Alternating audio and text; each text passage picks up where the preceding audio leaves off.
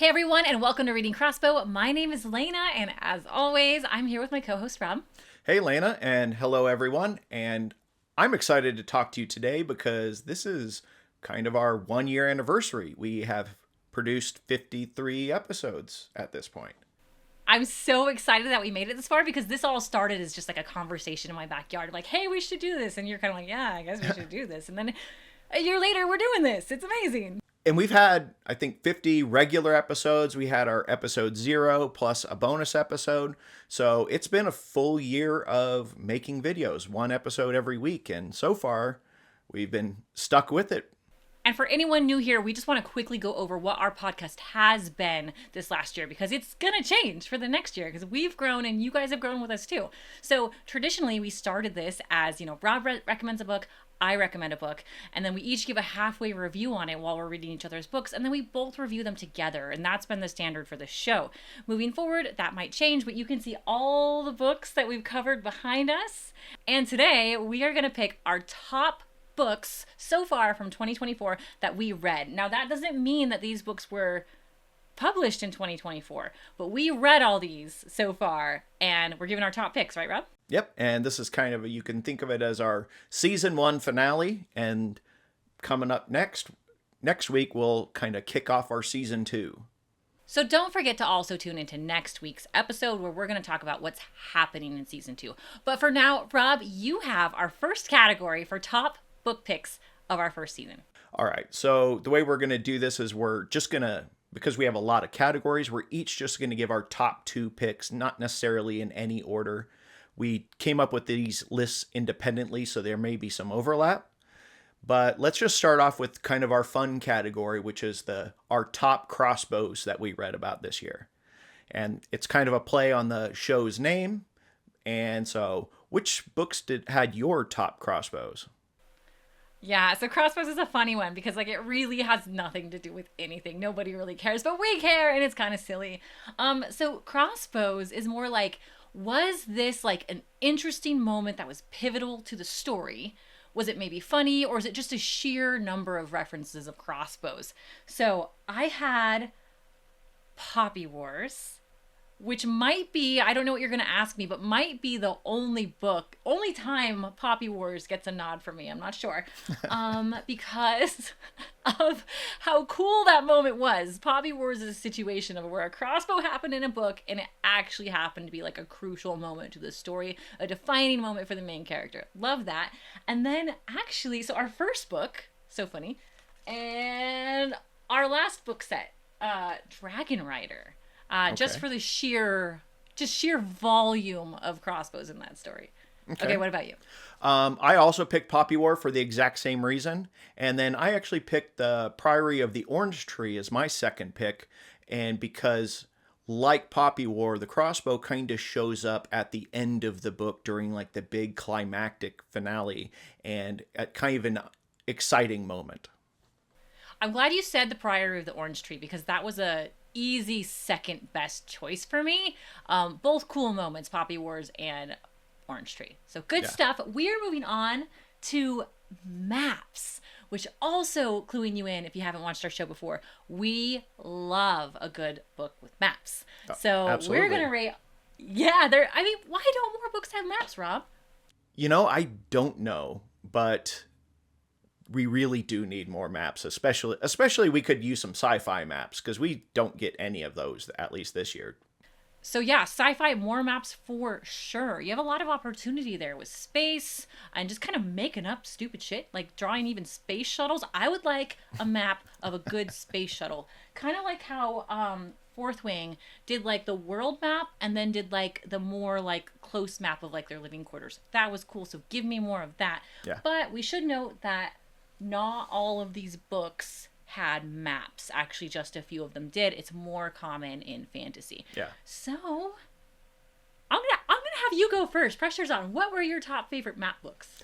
Okay, so this might be surprising because I was hard on both of these maps, which is Dragon Rider and The Last Magician. In both of these maps, the reason why I picked them as being the best maps for the year was they both are very functional for while you're reading the book. They both provide essentially highlights for where things happen during the story, as well as both of them also have a lot of kind of flair where they kind of highlight things from the world. Even like in The Last Magician, where it has the bracelet sitting there. And with Dragon Rider, you see like the tiny little house and that kind of stuff. So I think they both function great as they're good looking maps, especially for in-world map, and they are very functional for helping you understand this world. What about you? So this might surprise you, but I picked the exact same books for maps. And I was actually hard on some of these too, and same reasons too. So, like, maps are getting more popular. And I think one of the reasons this is sheerly social media, especially TikTok, Instagram. A lot of these artists are putting their maps out like ahead of the publishing of the books. It's a way to get readers immersed in the world. And so this especially happens with writers that are great story builders. I actually hadn't read this author Maxwell before we read The Last Magician, but she has, I think, 4 of these, and they all have maps in them, which is cool. Cassandra Clare, another world builder. So the interesting thing about Last Magician, as you said, was they brought real world into it, which is also a way to immerse the reader in. So cool, more of that. And then Dragon Rider was great because it took the things I liked about Claire that you kind of were like iffy about when we went over this, which is like, it's cool, it's pretty, but it's not a great map. And I remember giving you kind of like some crap for that. Yeah. But yeah, I did. But I understood what you meant when I saw it done properly in Dragon Rider. Okay. Because that took fun elements. You know, it even had like columns on the side, manticore, I think some griffins perched on the side. So cool. But did it much better than Claire did. So, yeah, honorable mention would be Fourth Night, just to throw that in there. Simply because we got 2 maps. We got the world, and then we got the castle, the War College, where they were staying, which was by far the better map compared to the world. And that was a great map as well. But how about we move on to a new category? And we're not going to bury the lead. We're going to review our favorite magic systems right now. So what was your top 2 magic systems that we covered?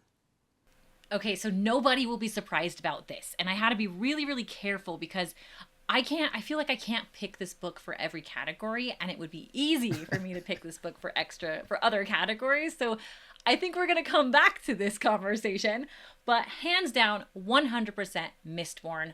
I think it doesn't get much better than that magic system. I know you haven't read On, but I've read On through Sanderson. I've read the entire Mistborn series.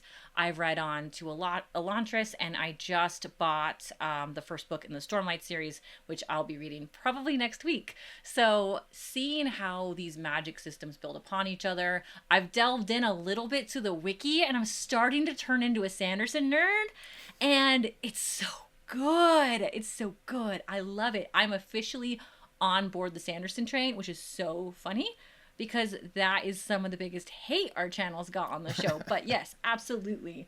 The magic, the elemental magic in the Mistborn series. And then our most recent book, Dragon Rider, actually. Because I like the potential of that one. And I think after we recorded our show and you started talking more about how the book felt like it was gamified a bit with the level system and they were leveling up, I actually ended up liking it more. Okay. So I hope the author builds on that. If I had to give an honorable mention though, and this might surprise you, I actually really liked the witch magic sort of in both the familiar and what's the other one? Serpent and Dove. Okay. All right.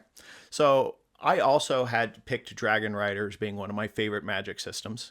And because it has so much room for growth, the way it builds up throughout that story, it's very exciting. You know, the way you can bond different creatures and maybe get different abilities from it, that I found that to be very, very interesting.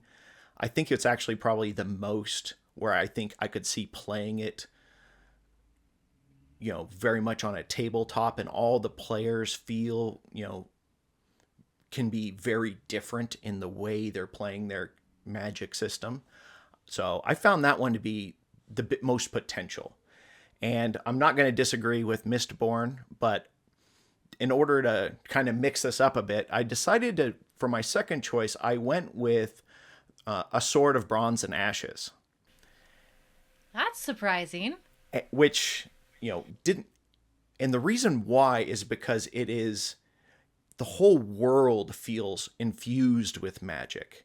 And just the way they talk, like when they arrange things, and just food starts coming into being just through the power of belief.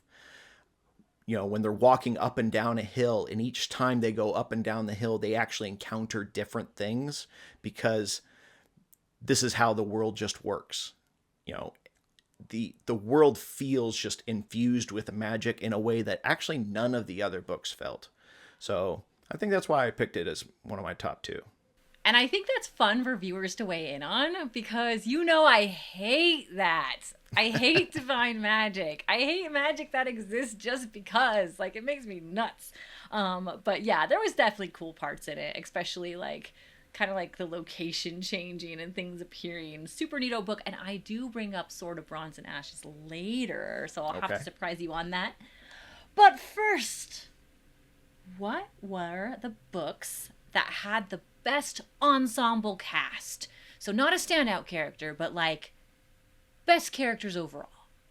And I think for me, the choices seem kind of obvious in a way because they're the two heist stories, which is The Last Magician and Mistborn. In both cases, you have a pretty substantial sized team of interesting people. They all have interesting backstories, and the way the characters play off of each other was actually really great. I really enjoyed the way those casts worked in both of those books, and for actually very similar reasons. What about you? You do love a good heist. This one was tough for me. There's also the obvious Mistborn, so I'm not going to talk about that one as much. Mistborn is Mistborn. I love Sanderson characters. You all know this. I can't help myself. But outside of that, I wrote down Swordcatcher. And I think you're not going to like that as much, but as we started talking about our favorite books of the year, I really started thinking about books that I can't wait to read again, books that aren't out yet, books that I'm like, when is this dropping? I need to read the next one. And it was actually Swordcatcher. Kind of left it at a point. I know it was a slower build, but the characters were fantastic. Really well developed, particularly the healer that lives in that village inside the city. And I just thought it was all very neat. And yeah, The Last Magician was up there for me too, just because of that band of characters that was sort of outlaws, kind of naughty. It reminded me of Leah Bardugo's Six of Crows, which is interesting because they actually put the Six of Crows characters in the Shadow and Bone series, but they belong to the duology, of the Six of Crows characters. So fantastic. The only reason I didn't go Last Magician, because that was up there for me too, is because I felt like it borrowed too much from that, or maybe one from the other. I don't know which one came up first, but because I read Six of Crows before I read Last Magician, it's all I could think of. Okay. Now, what about individual character? Do you have some top favorite characters? Yes. So I think a great character, kind of like how I mentioned in Swordcatcher, is one you just can't stop thinking of.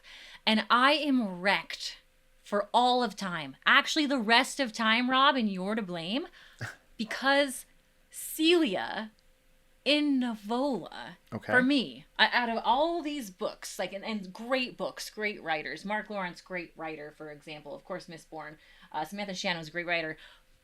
Celia, phenomenal. And I rated Nivola low. I think I gave Nivola a 2. I still stand by that decision.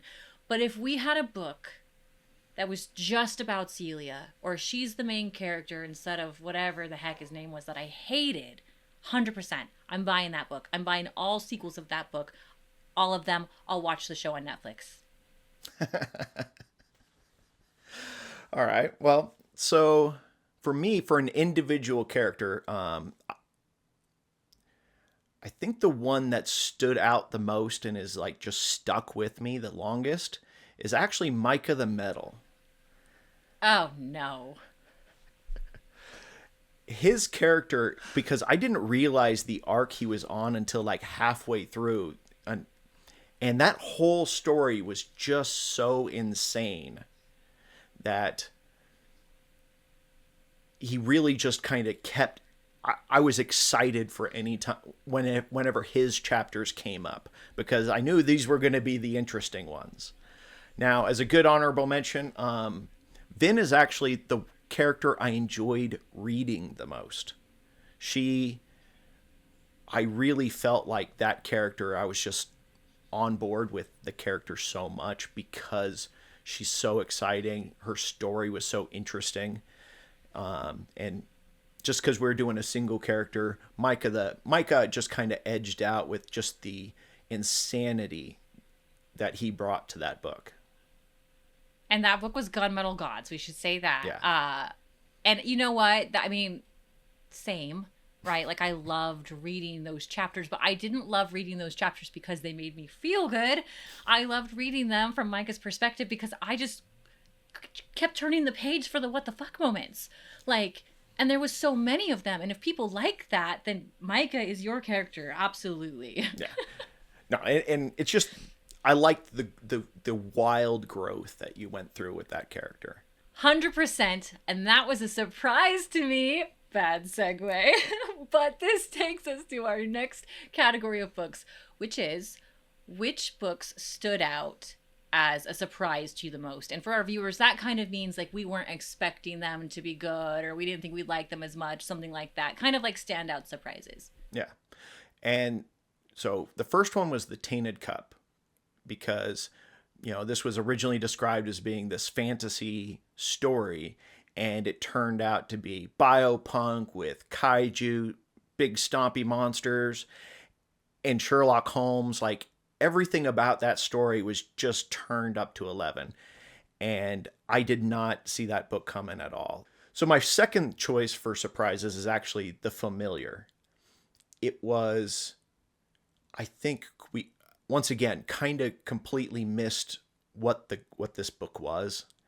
At least I misunderstood it. And so I went into it with one point of view and ended with a completely different one. And I found that to be just a joy, like an unexpected joy as I was reading that book. You? And yeah, so that's funny because I picked both of those books. Do I get like an award for that? No? Why are we doing this if I don't get an award? You're just copying my homework. Oh, okay. Okay, all right. Well, you know what? So my surprise books also included Tainted Cup. And I think I want to bring up that something good can happen when you just look outside of what you normally look for. Like I had actually just Googled like upcoming fantasy books and I was actually trying to find authors I hadn't read before. I saw that one. It said biopunk Sherlock Holmes or something along the lines of that. And I was like, intriguing. And I actually picked it because I thought you'd like it. So that was a pick for you in a way because I was like, I keep picking these romanticities. Like I need to find something Rob's gonna like, but maybe I'll like too. And that's how that happened. So yeah viewers, go online and look at suggestions. Watch podcasts like ours. Hey, subscribe below if you haven't yet. And you get to find these gems, which also brings up a nod to you, because I think you found my next choice in a similar way, which is you were just kind of looking at lists and recommendations, which Sword of Bronze and Ashes surprised the heck out of me. Okay. I didn't rate it very high. I rated it a 3, but I think I was pushed to a 3 a little bit. And that's just because it's not what you think. It says on the front of the book that it's a lyrical, poetic, folk horror fantasy. And so kind of out of that selection of words that seems like someone boggled words together and that's what they got, like it actually ended up being interesting. So even though I didn't rate it high, the book super surprised me. There was moments that I did fall in love with sections of the book, and definitely moments I felt connected to the characters of the book. So super interesting. Go back and watch that episode if you haven't, because it's probably one of the most interesting books we picked this year. Yeah, yeah. So speaking of books we read, let's talk about some books we read outside the show, specifically the sequels to books that we read during the show. Because there was a couple books that we read that already had sequels out. Did you follow up on any and actually read some of the sequels? And if so, which ones stood out the most? So I have read a lot of books outside of the show, and I went down some rabbit holes of series and completed some series. So we're going to have to talk about those in another episode because I feel like they need mention. But I think I would be remiss if I didn't bring up that I've read the Mistborn trilogy. I'm not going to put that in my ranking, but I just want the audience to know I have read them all. I did love them. Yeah. They would be top, but they can't because I read that second book outside of this series. So my sequels that I read were Fourth Wing sequel, which is Iron Flame, and I bought that before I finished reading the first one, actually, because I could not wait. Because I just love the War College. Yes, there's sex scenes in it. Yes, it's fun. Yes, this book is like tearing up TikTok and Instagram and Bookstagram, whatever you want to call it. This book is everywhere. You've all heard of it. We're all probably getting tired of hearing it. But outside of some of the filth that's in that book, and absolute mint and cedarwood or whatever, the mint and leather, whatever the hell they were talking about, if you scrub that, the book is actually really good. So yeah, Fourth Wing. I gobbled up Iron Flame. Can't wait for the third one. I'll buy it. Actually, I think I pre-ordered it. I pre-ordered that one. Pretty sure. Okay. Anyway, next, I started Blood and Honey. So those are the only ones I picked up on, and that's just recent. I haven't finished it yet, but I'm actually excited to. So yeah, Blood and Honey and Iron Flame. I also pre-ordered the Iron Flame. I got about a third of the way through before I just hated it so much that I was like, maybe I just need to set this down, because I really did enjoy Fourth Wing. I loved that world. The only thing I didn't like was really just some of the little twists at the end. Otherwise, I loved that book. I thought it was a terrific book. And I was not enjoying Iron Flame about a third of the way through, and I was like, maybe I'm not in the right mindset for this one. So I just put it down, and I'll come back to that one. But I did follow up with the Poppy Wars, and so I'm going to pick Burning God as basically being one of my favorites that I followed up on. It is the third book in the Poppy War trilogy, and it really, the later books definitely kind of flesh out that magic system in that world so much more, especially like when you learn how the way bonding works. There's a kind of bonding type element like with a lot of our other books, and there is a similar type of thing in this world, and I found that to be very interesting. I liked that. But the one I really enjoyed the most was The Book That Broke the World, the sequel to The Book That Wouldn't Burn.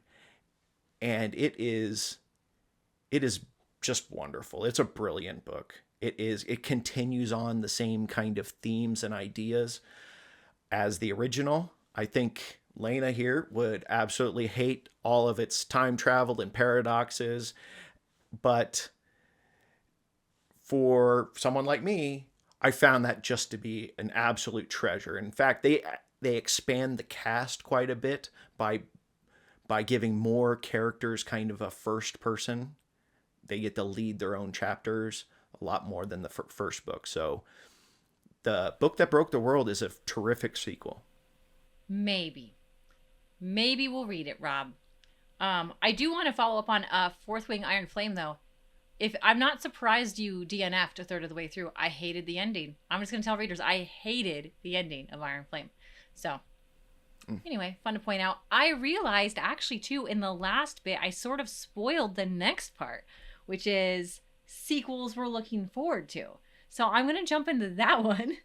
And I'll pick up with Okay. one of the one I teased, which is Dragon Rider 2, whatever that's going to be called. I thoroughly enjoyed Dragon Rider. Fantastic book. Can't wait for the next one.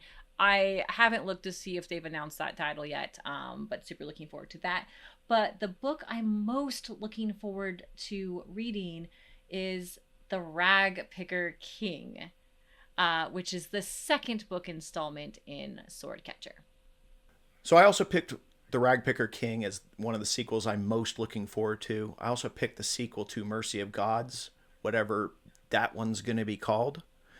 And in both cases, what the reason why I picked them was the same reason. The writers made just brilliant, wonderful worlds. They spent that first book kind of building up a whole setting, and now I really am excited for the payoff of all that buildup. And I believe that both of these writers should be able to deliver on those amazing settings. Yeah, agreed. I think it's interesting we both picked Rag Picker King when we didn't necessarily rate Swordcatcher super high, but we are anticipating that follow up book. Fun. Yeah. So speaking of how we rated things, let's talk about maybe some books we might have underrated. So in hindsight, do you have maybe two books that you think if you had the opportunity, you'd maybe bump up the review a little bit? Yeah, so I have my S chart up here so everybody can see, how I rated books to you can catch up. And I feel looking back, actually let's pop into Swordcatcher. I'll do that one first. We both want to read the sequel. I rated Swordcatcher a 3.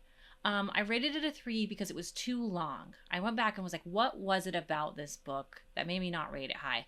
And that is actually the thing that made me rate it low is what Cassandra Clare does best, which is build amazing worlds. Yes, that's too slow. If you've read Claire before, you know she does this. You just have to crack through that. It's fine. So the fact that I rated it down for one of the things I love about her the most probably wasn't very fair. And if I look at all the books I read last year, I think it was actually very good compared to the good category. So I think Swordcatcher needs to go up to a 4, even though it seems slow. So that's the first one. No surprise. Okay. And then I think I criminally I want to apologize to everybody who watched that episode because I was just, I don't know. Maybe I was tired. I'm a mom. I have 2 kids. I don't know. Dragonfall. I gave it 2, as in, this book was just okay. No. That book was good. That book was maybe even pretty darn good. That book is a 3 for sure. And I was, yeah, I don't know what I was thinking there. Just a huge error. Don't watch that episode for me. Watch Rob. Rob was right. So what about you? Let's hear it. All right. So for me, here's my tier list. For the 2 I think I most underrated. The first one was actually our very first review, which was The Poppy War. And I think I would have struggled to give anything that we reviewed very first anything other than a 3 because we had to baseline somewhere, and that's where I baselined almost everything else. And so, especially after reading the next couple books, I really do love that setting. And while I still want to rate the book on its own, I feel that I definitely was a little harder on it. Even when you listen to the episode, my biggest criticism really was the stupid map. So I definitely underrated The Poppy War. The map wasn't even that bad. Yeah, it was. All right. You're still on that. Okay. All right. So, but the one I actually really underrated and the one I feel genuinely real bad about, and I felt bad about it as soon as we got done recording, because during our recording, I even mentioned, I have a friend I'm going to go take this book to because I think she's really going to love this book. And when I saw her, I think that maybe the next day after we recorded, I was like, this is a terrific book. You need to read it. And when you watch the episode, I underrated it. And what I'm talking about is the Tainted Cup. I gave a 3. That book deserved more. That book was an amazing book. And in fact, my chief criticism during that episode was has to do with actually a trope of Sherlock Holmes type stories, which is you need that Sherlock to put together the actually rather mundane plot because everyone would be jumping to crazy conclusions, whereas the Sherlock type character is being like, no, this is actually just a series of coincidences, that kind of a story. And that's a trope of those stories, and I think I missed it at the time, but in retrospect, I that book deserved more. So, Tainted Cup definitely should be a 4 or a 5. So, how about we talk about the books we maybe overrated? Did you have maybe two that you think you might have, in retrospect, gave a little too much love to? Yeah, that's only fair, I guess, talk about what I might have overrated. But I had to say, this was a category I felt more challenged in. I actually feel like I'm more underrated than I overrated. So I think this is the one category I'm not going to be able to give clear ones and twos on. But I have some call outs. Face the Night. I think it actually just didn't fit. I think it didn't fit our show well. Mostly because it is a fantasy western. It's just odd. And I think because it's a western, and also had some divine magic, it was just it's weird to rank it among all of these. And we had that problem ranking it that day. Is it a good book? Yes. I think I rated it right for what it is. It's a good book. I think it's rated wrong for this selection of books. So I don't think it's as good as A Swordcatcher or A Book That Wouldn't Burn or The Last Magician, probably by far. So in this S tier, it's probably a 2.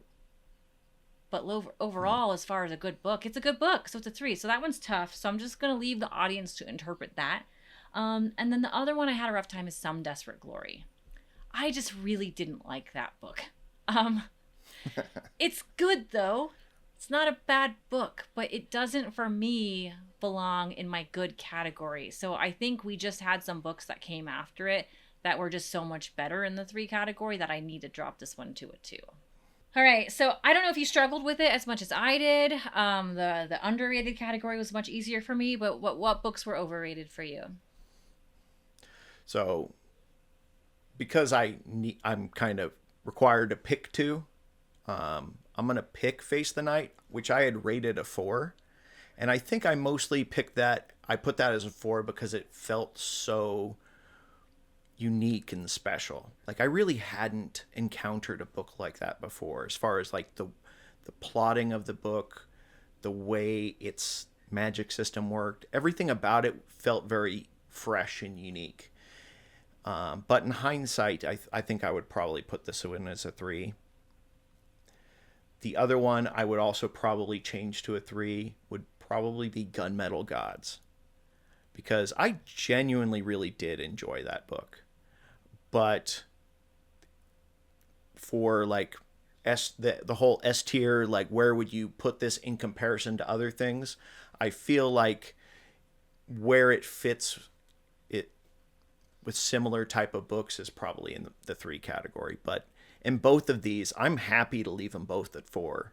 So I think they're both fine where they are, but for need of selecting something for the category, those would be the 2 I would pick. All right, fair. I want to talk about spice now. I feel like this point of the episode, let's talk about something spicy.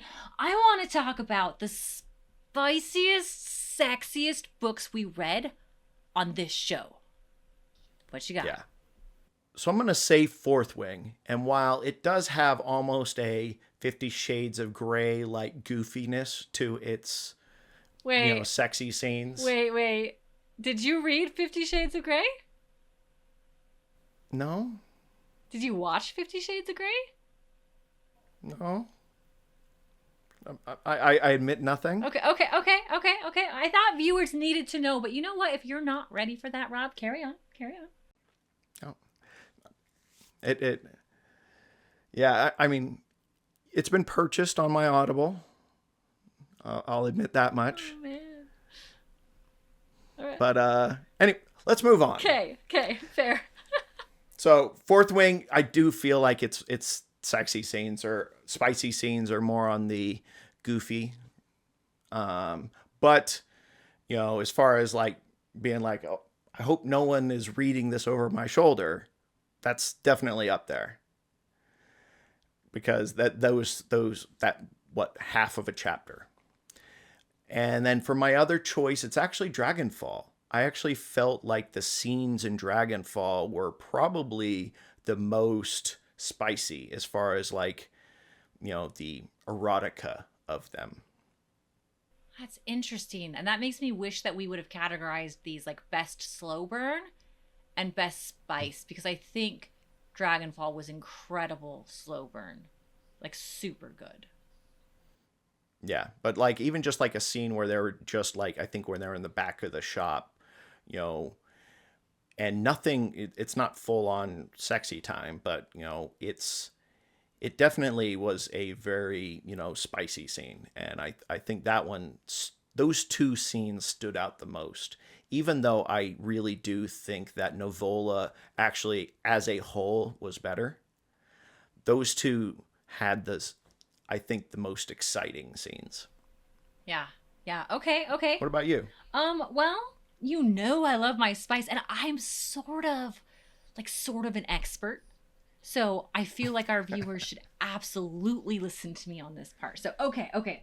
So I agree with Rob. Never thought I'd say that in terms of spice. With Fourth Wing, in terms of like that just had the sheer most amount of it. I also thought it was a bit goofy, actually a little bit cringe. Like, spoiler alert, lightning strikes go off and fog rolls in. And for me, I'm just like, oh, come on. So stupid. But it was still like, sexy to read it, like that was nice. So lots of that in there. Okay, so Fourth Wing is actually book 2 for me in terms of spice. And you actually said it, which I'm shocked, Novola. But if anybody watched that episode, you heard me talk about this. So I'm going to get a bit descriptive here without going over YouTube standards. I will be careful, Rob. Don't worry. We are not going to get kicked off this platform. I think why I found that book tantalizing, if you will, is it is so rare for me to read that type of spicy content from a male perspective. And I found that very, very enjoyable. I've read so many new adult fantasies, tons and tons. I've read all the Moss. I've read all the Claire. I've read all of it. And that scene was fantastic. Like, I loved reading the male perspective of his feelings during all that. And that was so cool. And so if anybody has read your traditional YA fantasy, NA fantasy like I have, I think that scene is worth a read. Do I think the book is worth a read? Meh. Great scene, though. Okay. Now, before we kind of get to our top categories, top sci-fi, top fantasy, and so forth, let's just talk a little bit about our top 2 episodes. Which were the 2 that stood out the most to you, and why? Okay, so this one has a bit of nostalgia for me. And when I think about our top 2 episodes, I had to think about the episodes that made me have the most like feelsies about like us, our friendship, our show, why we're here. I mean, we're clearly not here for the money, Rob. So I can't say something like the Mistborn books, which, you did a great job on your standalone episode on that. And those were our best performing episodes, right? But they weren't as fun for me. And when I think about which episode do I pick to tell my friends to watch for the first time to get an idea of what our show is, I always send them your episode of Fourth Wing. It's your halfway episode. And that was the Rob reading corner time where you sat in the darkened corner of your room, you crossed your legs on your easy chair, you put on your deep voice and you're like, welcome to reading Crossbow. And I was like, yeah, that's good YouTube right there. And then you said, actually, I ran into a friend the other day and she said to me, I'm going to have to bleep this out. She said, in that episode, did Rob say nurse? I was like, yes, he did. And actually looking forward to season 2, I'm not saying you have to do that same setup. And you know what? Our audio's gotten better. Our editing's gotten better. I did you dirty. I will say that. I did you dirty on editing that episode, but you, Rob, you were perfection in that, and I love it. And if people haven't watched that, they need to go back and watch it. It is hands down number one favorite episode, which leads me to my second favorite episode that we've done, which was the follow-up on that episode. I don't know why Fourth Wing just hit right on this channel. It didn't get a ton of views. We also were shitty at thumbnails back then. We've gotten better. But like, I enjoyed talking about our first spicy book together, and like knowing that you were sitting next to your wife probably reading those scenes just cracked me up, and I was dying. So I remember calling your wife after and be like, is Rob on this chapter yet? Did Rob read this chapter yet? Have you read it yet? And I don't know. I had a great time recording those episodes. Yeah. And so as far as my favorite 2 episodes, I also picked the Fourth Wing half midway. It was the first midway I did. So it was my first solo episode. And I think I really was like trying in hindsight, probably very cringy way, but I was trying real hard to like, sell you on, you didn't choose poorly as a co-host. I did not choose poorly. So but what I really enjoyed about that episode was just kind of the creative concept behind it. Like I spent, there was some time like writing out, like trying to come up with some jokes and some funny ways to describe that. The second episode I'm going to pick is actually the midway also for Dragonfall, and it's the Onion episode. That's good. And the reason why I picked that was I recorded that episode, I think, around 5 times. The first time was just boring. And then I came up with the idea of the onion. And so then I got some onions, I re-recorded it, and it was way too short. It was only like after cuts, it would have been under 10 minutes. So I was like, okay, I need to redo this again. And I did it again. I got about 2/3 of the way through the video before I realized I never started the recording. So then I immediately went back and recorded it again. And by then I'm like 8 or 9 onions into that video, and you can see like it was burning. And I think what I just liked about those 2 episodes was just the creativity I was able to try to work into them. And I really want to try to bring more of that kind of creativity into next year. Yeah, I agree. And you hit it home on those, and I was the lazy one. So I absolutely need to do more of that too. So I'm excited. We're going to talk about that more next week to see what season 2 brings. But we should bring up, we just have a couple categories left. And I think this one, it was a difficult category for me, but best sci-fi book picks of the year. So this was pretty easy for me, at least one of them, because Some Desperate Glory was the very first 5 on the show. And while you felt very differently about that, I really did love that as a sci-fi book, because it did what sci-fi does best, which is take a very modern, almost ethical tale and tell that in a very science fiction setting. And I found that book to be very interesting for that purpose. The other sci-fi book I chose is Mercy of Gods. And I feel like that one is setting up for this grand space opera. And no other books we really covered had that kind of a grand tale of like universe or galactic tale like that one. And I love that in sci-fi, is when you get that kind of grand story. So what about you? What were your 2 favorite? So I think you're gonna go toe-to-toe with me on this one a little bit, because I put a book into sci-fi that might not be sci-fi, but I stretched our sci-fi category a little bit.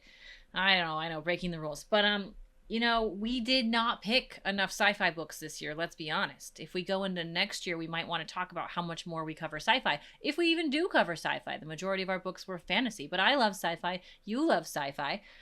So I actually put Tainted Cup into the sci-fi category because of the biotech element of it. It was very confusing. I remember this in the book of like what time period it was set in, because they still had sword fighting, but yet they had some strong tech. So it was almost like, is this a bit dystopian and they're backwards? Like, it was actually kind of hard to tell the setting, which is why I'm interested in the second book, maybe elaborating on that.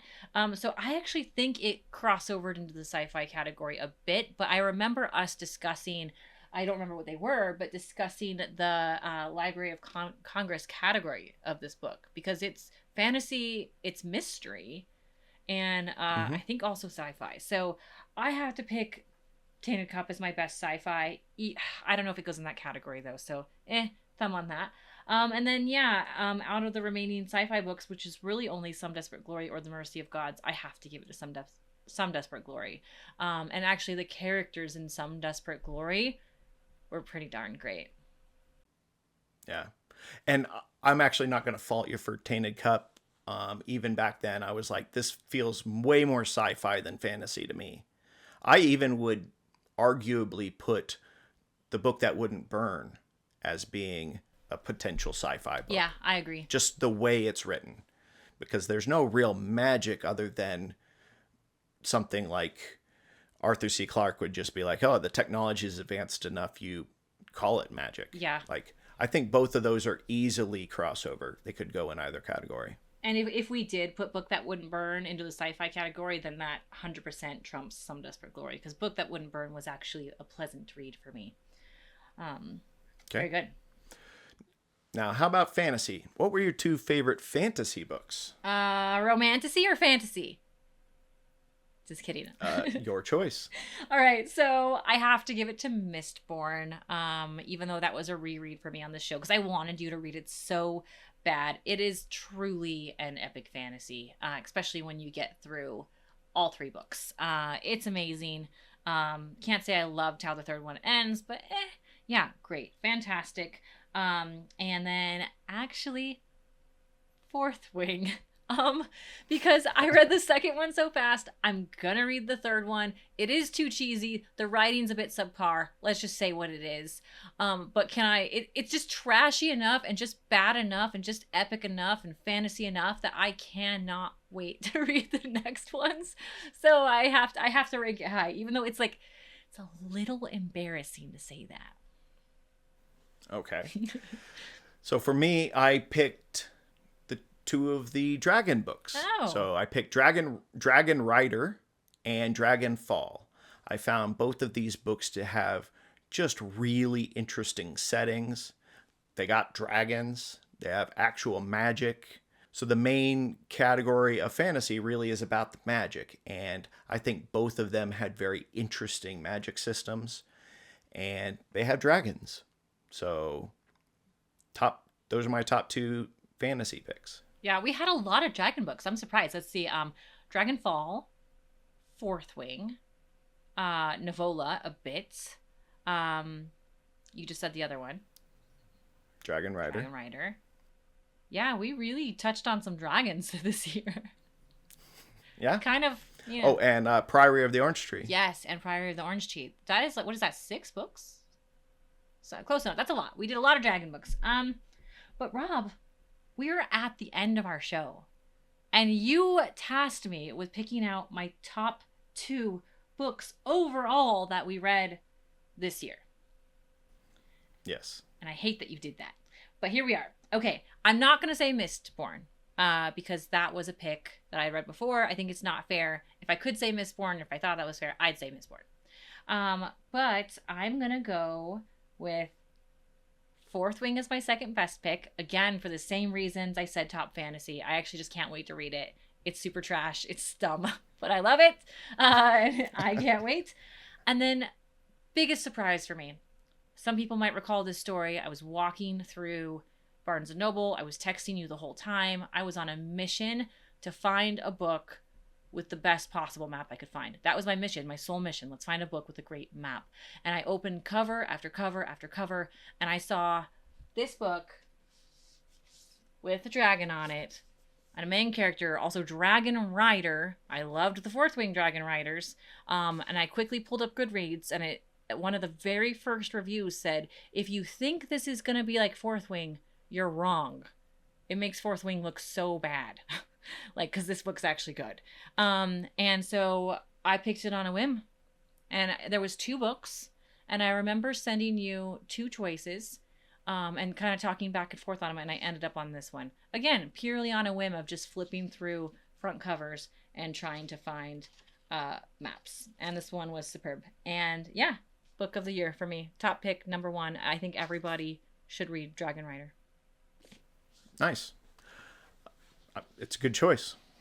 So for me, my top 2 books are, I already mentioned The Tainted Cup. The Tainted Cup, which I underrated when we first aired, but that book overall is just, there's just so much to that book. It's well written, it's very descriptive, has a wide cast of very interesting characters. And then you throw in biopunk and big stompy monsters, and there's what's not to love. That was a fun book. That was a surprise. And then the other book that I'm going to pick for my book of the year is Novola. Oh.